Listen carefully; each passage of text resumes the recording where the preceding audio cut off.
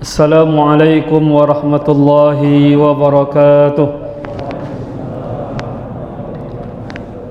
Alhamdulillahi hamdan katsiran tayyiban mubarakan fih kama yuhibbu rabbuna wa yardah.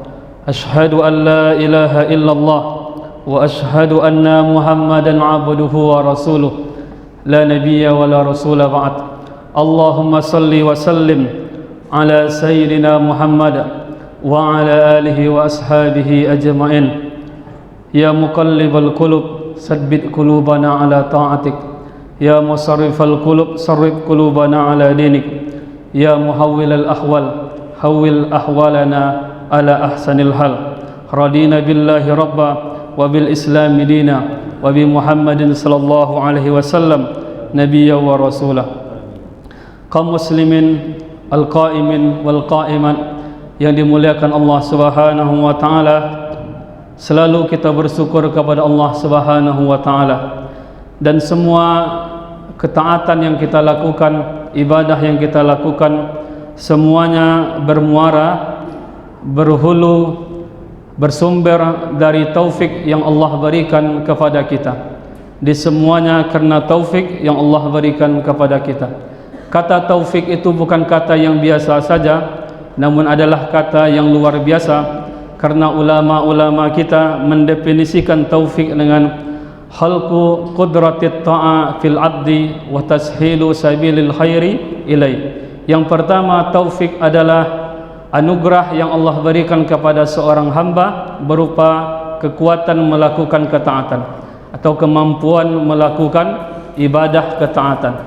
Di ketika bapak-bapak dan ibu-ibu diberikan kekuatan dan kemampuan melakukan amal soleh, seperti tidak ngantuk ketika mendengarkan ceramah, atau bagi bapak-bapak tidak ngantuk ketika mendengarkan khatib khutbah, dan semua amalan itu diberikan kekuatan, itu adalah taufik yang Allah berikan kepada kita.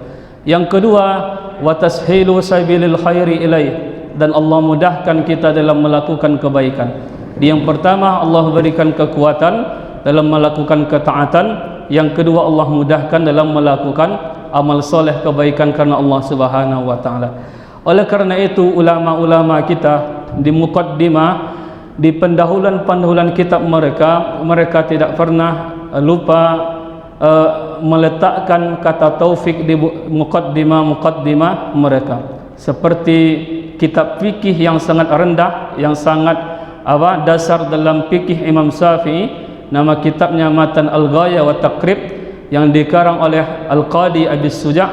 Maka Abis Suja' membuat kata taufik di dalam kitabnya di muqaddimahnya, rajian ilallahi fit taufik lis-shawab. Saya berharap kepada Allah semoga karya saya ini benar dan mendapatkan taufik dari Allah Subhanahu wa taala. Ada pula redaksi yang lain, wa as'alullaha taufiqa, saya meminta kepada Allah taufiknya dalam perbuatan ini. Begitu juga ulama-ulama kita di Nusantara ini.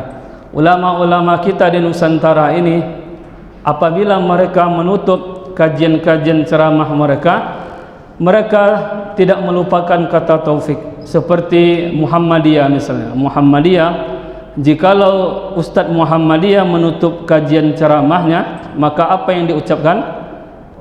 Wabillahi taufik wal hidayah, dan bagi Allah lah taufik dan hidayahnya.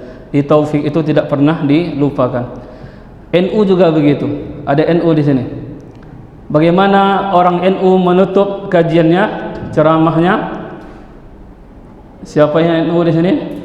Wallahul muwafiq ila aqwamit thoriq. Di al-muwafiq itu juga satu kata dari kata taufik. Bagi Allah lah taufik kepada membimbing kita kepada jalan yang lurus. Maka kata taufik ini ulama-ulama yang dahulu membuat di muqaddimahnya, ulama-ulama kita di Nusantara membuat kata taufik ini di khotimahnya, penutupnya. Di kata taufik ini bukan kata yang biasa, tapi kata yang luar biasa yang Allah berikan kepada kita. Semoga kita berdoa kepada Allah Subhanahu wa taala, semoga hidayah Allah tanamkan dalam hati kita, dan taufiknya juga Allah berikan dalam sanubari kita, sampai Allah mencabut nyawa kita. Amin ya rabbal alamin. Salawat dan salam semoga tercurah buat baginda Nabi besar Muhammad sallallahu alaihi wasallam, kepada para sahabat beliau yang mulia ridwanullah alaihim, kepada para ahlul bait keluarga Rasulullah, kepada zuriat Rasulullah, keturunan-keturunan Rasulullah sallallahu alaihi wasallam. Allahumma salli ala sayyidina Muhammad wa ala alihi wa ashabihi ajma'in. Assalamu alayka ya Rasulullah. Kaum muslimin, kaum muslimat dimuliakan Allah Subhanahu wa taala. Di dalam Al-Qur'an Allah berfirman, a'udzubillahi minasyaitonir rajim, bismillahirrahmanirrahim. Afala yatadabbaruna al-Qur'ana am ala qulubin aqfaluha. Yang artinya, apakah mereka tidak mentadabburi Al-Qur'an, menganalisa Al-Quran, mempelajari Al-Quran, atau hati mereka dalam keadaan terkunci? Maka menyingkap rahasia Al-Quran, membuka hikmah-hikmah yang tersembunyi di belakang Al-Quran, maka cara untuk mendapatkannya dengan tadabbur, di membaca saja al-qiraah atau dengan al-tilawah, kita tidak akan mengungkap rahasia Al-Quran. Di cara untuk mengungkapkannya dengan tadabbur Al-Quran. Berarti tadabbur itu lebih dari membaca. Di tadabbur tidak sekedar membaca dan memahami makna-makna yang terkandung di belakang Al-Quran. Maka tadabbur itu kan sama juga dengan dubur. Dubur kan di belakang, di menyingkap, membuka rahasia-rahasia di belakang Al-Quran. Tadabbur inilah yang kita perlukan. Dan agama Islam, agama yang menjunjung tinggi untuk kita berpikir. Afala tatafakkarun, afala ta'qilun. Agama Islam memberikan motivasi kepada kita untuk menjadi seorang peneliti ilmiah dan berpikir. Maka jikalau ada seseorang pemeluk agama Islam yang tidak berpikir, yang menelan bulat perkataan-perkataan dari gurunya tanpa dibandingkan dengan akwal-akwal yang lain, maka dia tidak mengamalkan afala yatadabbarunal Quran, afala ta'qilun, afala tatafakkarun. Maka agama Islam agama yang cerdas, agama yang menyuruh kita berpikir, meneliti dan menganalisa. Apa yang kita analisa, satu di antaranya adalah keutamaan waktu malam-malam ini. Jadi keutamaan waktu malam ini sangat utama, istimewa di sisi Allah Subhanahu wa taala. Menurut ulama-ulama kita, malam ini istimewa ada dua sebabnya. Yang pertama, waktu malam ini adalah waktu kita bersyukur kepada Allah Subhanahu wa taala. Kenapa waktu malam kita bersyukur? Karena di siang hari Allah telah memberikan kita rezeki yang banyak. Kita bekerja di siang hari, apapun pekerjaan kita, kita dapatkan rezeki yang banyak atas usaha kita, dan kita bawa rezeki tersebut menjadi nafkah bagi keluarga kita di siang hari. Maka di malam hari bersyukurlah kepada Allah, berterima kasihlah kepada Allah atas nikmat yang telah Allah berikan di siang hari. Yang kedua, malam hari ini adalah waktu yang sangat bagus, efektif untuk kita berdua-duaan dengan Allah Subhanahu wa taala. Mengungkapkan permasalahan hidup kita adalah kita curhatkan di malam hari. Maka Imam Syafi'i rahimahullahu taala mengarang sebuah syair, man talabal ula sahiral layali. Siapa yang ingin derajat yang tinggi, maka hendaklah dia berjaga di malam hari. Di orang yang ingin mendapatkan derajat yang tinggi, maka hendaklah dia berjaga di malam hari. Tidak sepenuhnya, tapi setengahnya saja atau sepertiga malam saja. Kita berdoa, beribadah, dan kita bertafakkur, bermuhasabah, introspeksi atas apa yang telah kita lakukan di siang hari. Maka Allah mengangkat derajat kita. Satu di antara ibadah yang sangat banyak pahalanya di malam hari itu solat malam. Jadi solatul laili atau solat tahajud. Bagaimana balasan bagi orang-orang yang rajin solat tahajud? Yang pertama, di dalam hadis Rasulullah sallallahu alaihi wasallam, Rasulullah bersabda, inna fil jannati ghurafan. Sesungguhnya di surga itu banyak kamar-kamar, yura zahiruha min batiniha. Bagian luar bisa dilihat dari bagian dalamnya. Wa batinuha min zahiriha, dan bagian dalam bisa dilihat dari bagian luar. Ini menunjukkan transparan. Di hotel itu kalau transparan itu menunjukkan keindahan dan mahal pula harganya. Faqala Abu Malik Al-Asy'ari, seorang sahabat bernama Abu Malik Al-Asy'ari berkata, liman hiya ya Rasulullah, untuk siapakah itu ya Rasulullah? Qal Rasulullah bersabda, liman atwabal kalam. Yang pertama, Allah sediakan bagi orang yang lembut perkataannya, tidak menyakiti orang lain. Wa at'amat tu'am, dan setelah itu dia memberikan makan kepada orang-orang yang membutuhkan. Wa bata qa'iman, dan orang-orang yang menghidupkan malam-malamnya. Wan nasu niyamun, ketika itu orang-orang dalam keadaan tertidur. Maka termasuk di dalamnya orang-orang yang mendirikan malam-malam Ramadannya dengan ibadah, termasuk solat malam dan solat tahajud. Keutamaan solat tahajud ini bisa kita kecilkan kepada 3 bentuk keutamaan. Yang pertama dari segi kuantitas, dari segi banyaknya pahala, maka pahala tahajud ini banyak. Walaupun ibadahnya hukumnya sunat, tapi karena mengerjakannya sulit atau susah, maka pahalanya sangat banyak dijanjikan Allah Subhanahu wa taala. Yang kedua, Allah berikan kita kesehatan. Di orang-orang yang rajin solat tahajud, insyaallah badannya sehat, karena badannya digunakan untuk bergerak dan melakukan kegiatan-kegiatan. Ketika kita makan di malam hari, setelah makan jam 10 atau jam 11 tidak bergerak, langsung tidur, maka makanan itu tidak bisa terproses dengan baik. Maka banyak orang-orang yang tidak bangun di pagi harinya. Kenapa? Karena diisi dengan makanan, dan makanan tersebut tidak terproses, maka terjadi penyumbatan pembuluh darah, bengkaknya pembuluh darah, maka meletuslah pembuluh darah tersebut. Maka cara agar makanan tersebut lancar, darah kita lancar, jantung kita lancar, ada bangun di sepertiga malam, di solat tahajud. Di sana kita mendapatkan kesehatan. Orang-orang yang lebih banyak tidurnya daripada bergeraknya, riskan dia akan cepat sakit punggungnya.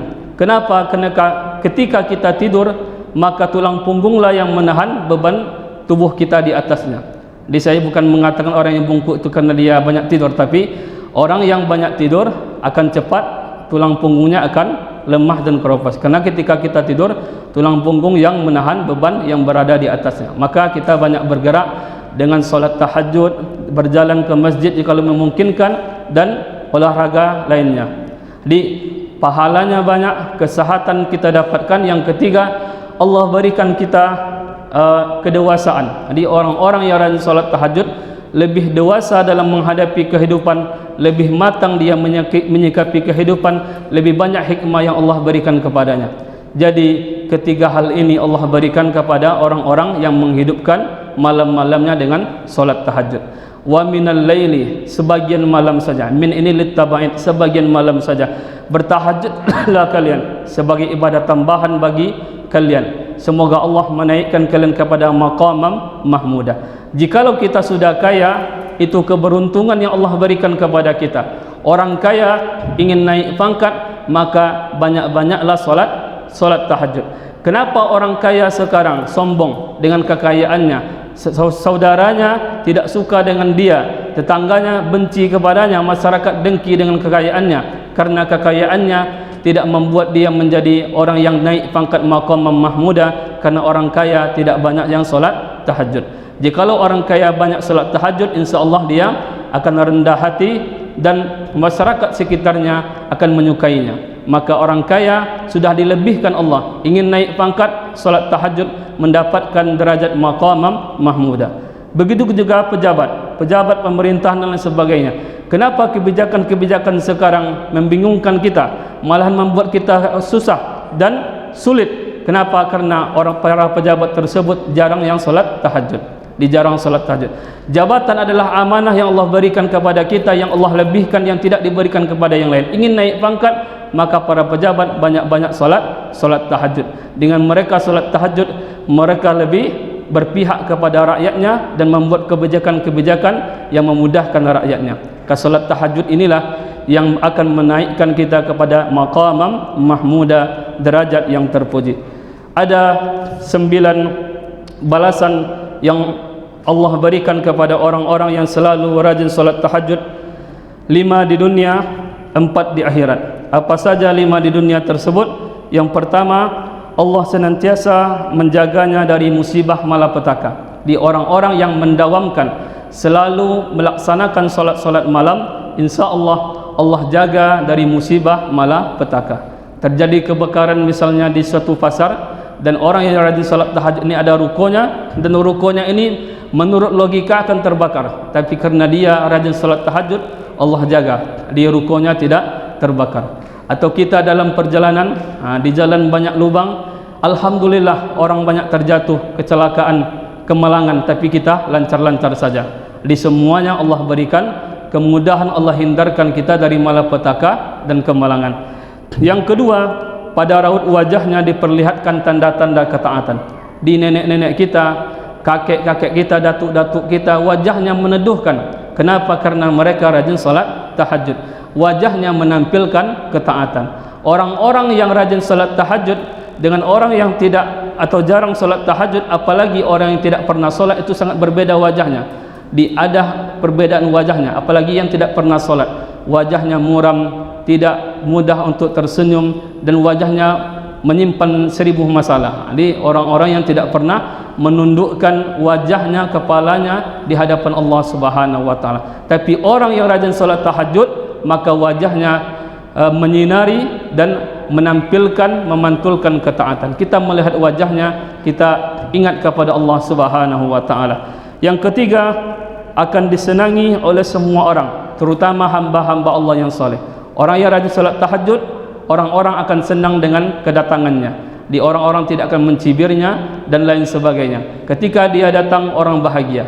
Yang keempat, apabila dia berbicara, maka bicaranya menyejukkan dan masuk ke dalam hati orang. Dan ini bisa dipakai oleh saudara-saudara kita yang ingin mencalonkan diri nanti di 2024. Maka banyak-banyaklah salat tahajud. Seperti yang saya sampaikan tadi, wajahnya disenangi orang. Ketika wajah kita disenangi orang, ucapan kita didengar orang, masuk ke dalam hati, pilihlah saya, ini visi misi saya. Karena rajin salat tahajud, masuk ke dalam hati orang, insya Allah akan terpilih. Itu rahasianya, kuncinya. Bapak-bapak nanti yang punya saudara ingin mencalonkan, yang petahana juga, sampaikan kepadanya, rajin-rajin salat tahajud. Insya Allah kalau mereka salat tahajud, saya dapat pahalanya. Yang kelima, di dunia, 5 di dunia akan diberikan kedalaman ilmu yang bermanfaat. Di orang yang rajin salat tahajud akan diberikan ilmu yang bermanfaat. 5 di dunia, sisanya 4 di akhirat. Apa yang 4 tersebut? Yang pertama, di akhirat akan bermandikan cahaya. Di orang yang rajin salat tahajud akan bercahaya di yaumil akhirat nanti. Ibu-ibu atau gadis yang berada di masjid ini yang putih sekarang ini karena bedak atau karena skincare, tapi tidak pernah rajin salat tahajud, insya Allah di yaumil akhirat akan hitam legam wajahnya. Tapi bapak-bapak di sini yang hitam manis karena mereka rajin salat tahajud, walaupun hitam di dunia seperti orang Afrika, insya Allah wajah kita, tubuh kita akan bercahaya nanti di yaumil akhirat nanti. Jadi membedakan penghuni surga dengan penghuni neraka, cahaya dan tidak bercahaya. Termasuk orang-orang yang menjaga wudu, anggota wudu tersebut min asaril wudu, maka bercahaya. Huran muhajjalin min asaril wudu, anggota-anggota wudu akan bercahaya di yaumil akhirat nanti. Yang kedua, dimudahkan dalam perhitungan amal. Perhitungan amal kita tidak disulitkan. Yang ketiga, melewati jembatan sirat secepat kilat, karena kita sudah bercahaya karena tahajud kita, maka kita melewati jembatan sirat secepat kilat. Termasuk juga orang-orang yang berkurban, insya Allah dengan hewan kurbannya Allah cepatkan perjalanannya dalam melewati jembatan sirat. Yang terakhir, memperoleh buku amal dari sebelah kanan. Memperoleh buku amal dari sebelah kanan, bukan dari belakang atau dari sebelah kiri. Tanda-tanda penghuni surga memperoleh buku amal, rapor perlakuannya atau perbuatannya di dunia dari sebelah kanan. Dan 9 hal ini Allah berikan bagi orang-orang yang rajin salat tahajud. Di agama tidak pernah melarang kita meninggalkan dunia. 5 Allah berikan di dunia balasannya, 4 Allah tunggukan di yaumil akhirat nanti. Jadi salat tahajud itu tidak merugikan kita, apalagi kita berada di bulan Ramadan yang mana malam-malamnya adalah malam yang utama di sisi Allah Subhanahu wa taala. Kita berpuasa di siang hari dan mendirikan malam-malam Ramadan kita. Apalagi nanti kita akan mendekati 10 terakhir Ramadan, ada Lailatul Qadar, malam yang lebih baik daripada 1000 bulan. Imam Syafi'i bisa menghatamkan 2 kali Al-Quran dalam sehari semalam. Ada yang mengatakan siang hari 1 kali, malam 1 kali. Ada yang mengatakan di luar solat 1 kali khatam dan dalam solat 1 kali khatam. Begitu ulama-ulama kita menghidupkan malam-malam Ramadannya dengan ibadah-ibadah yang terbaik. Apapun yang bisa kita lakukan, yang kaya maka banyaklah bersedekah di malam-malam Ramadan setiap hari. Yang tidak bisa bersedekah, maka jagalah akhlak kita, sikap kita. Lakukan kebaikan yang kita mampu. Kita solat tahajud, yang bisa baca Quran, baca Quran, yang bisa berzikir, berzikir. Apapun ibadah yang bisa kita lakukan, kita lakukan. Dan itulah menurut kemampuan kita. Maka insya-Allah kita berdoa kepada Allah Subhanahu wa taala, semoga Allah memberikan kekuatan dan termasuk kita orang-orang yang mendapatkan ufira lahu ma taqaddama min zambi, ampunan di sisi Allah Subhanahu wa taala, dan semoga kita dicatat sebagai orang-orang yang menghidupkan malam-malamnya dengan ibadah kepada Allah Subhanahu wa taala. Demikian yang dapat saya sampaikan, lebih dan kurang saya mohon maaf. Kita tutup membacakan doa kafaratul majlis. Subhanakallahumma wa bihamdika asyhadu an la ilaha illa anta astaghfiruka wa atubu ilaik. Wabillahi taufiq wal hidayah. Wallahul muwaffiq ila aqwamit thariq. Assalamualaikum warahmatullahi wabarakatuh.